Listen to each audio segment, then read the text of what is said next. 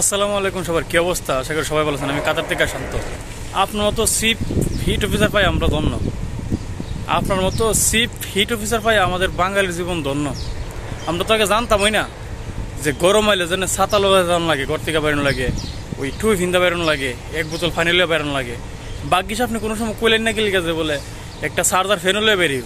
এই জন্য আমরা ধন্য, আপনার মতো চিফ হিট অফিসার পাই আমরা ধন্য। আমাদের গর্ব করা উচিত, আমাদের বাঙালির গর্ব করা উচিত।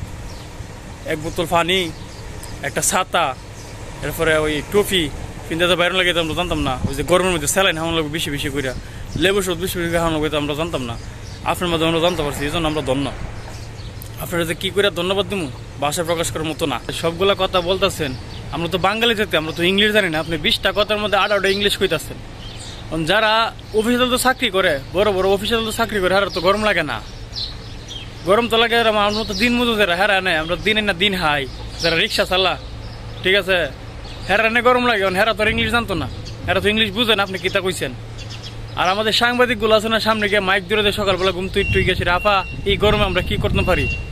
ওই আফা ক যে ওই ছাতি লিয়া বাইরো, এক বোতল পানি লিয়া বাইরিও, একটা টুপি ভিন্দা বাইরিও, আবার কই চার্জার ফ্যান জমুন লিয়া বাইরো। আমরা তো জানতাম না। আপনার মতো একজন হিট অফিসার ভাইয়া আমাদের জীবন ধন্য।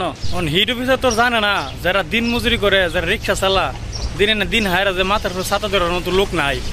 এক বোতল পানি লে যাবো না, এরা কাম করবো, এরা পানির বোতল কাটা রাখবো না, এরা ছাতাটা কাটা দূরে রাখবো না, এরা ফাঙ্কাটা কাটা দূরে রাখবো, এরা এই গরম থেকে বাঁচার লাগিয়া। টুপির কথা যে কইছে, বেটার মাথা চুল আছে না আছে এটা তো জানে না।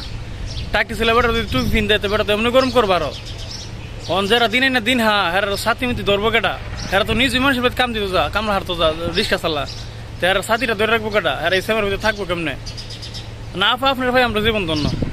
আপনার মতো মনে যদি আর কয়েকজন আমরা পাই, তা আমরা বাঙালি আরো অনেক দূর আগে যাবো। আমরা তো জানতামই না, আপনার মাধ্যমে আমরা জানতাম পারছি যে গরম এলে টুই মাথার মধ্যে ছাতি ধরানো লাগে, ওই বোতলটা পানি খাওয়ানো লাগে, লেবু শরবত খাওয়ানো লাগে, বেশি বেশি পানি খাওয়ানো লাগে, ঠিক আছে। এজন্য আপনার ভাই আমরা ধন্য।